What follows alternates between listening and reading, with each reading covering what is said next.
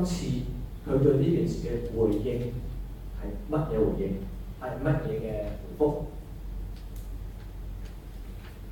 目的清楚，內容清楚，我哋就需要回覆㗎啦。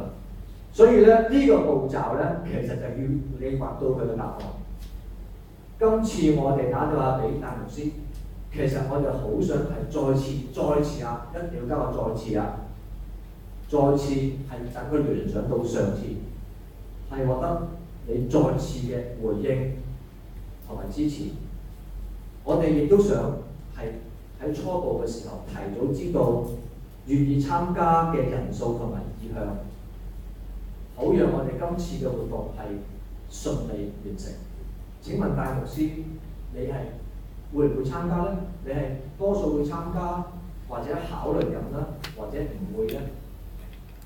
記住3個試行一個，啱唔啱？明白？我哋喺每一次嘅行動嘅目標呢，必須要清楚知道答案係佢多數會參加，多數即係 yes 㗎啦，係嘛？你明我意思啊？你好難，你係咪一定參加先？你會咁問？你會搞到咁大壓力㗎係嘛？啊，你係咪多數會參加，定係你會考慮下，定係你已經知道係唔會咧？好啦，無論佢係答1同埋2嘅話咧，咁跟住其實即係代表我哋今次嘅電話接觸已經多咗一個正面答案啦。咁多謝你嘅回應，我哋咧會進一步將有關資料咧同埋報名表格咧係電郵俾你或者寄俾你嘅。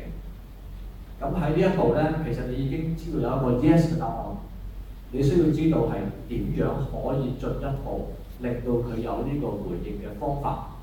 表格可以通過電郵啦、傳真啦，又或者問佢你係咪需要其他嘅方式聯絡你咧？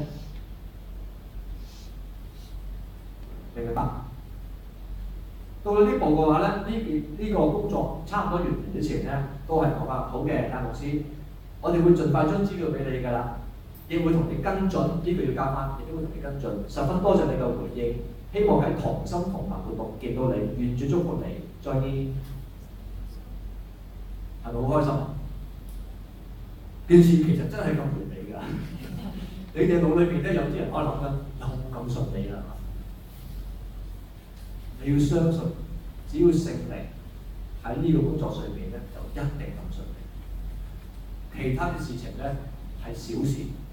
好啦，假如佢答，哎呀唔好意思，今次唔參加得喎，係咪可以理解啊？咁唔參加得咧，我哋都有安排㗎啦。已經安排埋咧，就係話啊，係咪因為日期或者地點唔適合啊？嗱，我哋都要記錄低嘅，等陣我哋個表格上面記錄低嘅。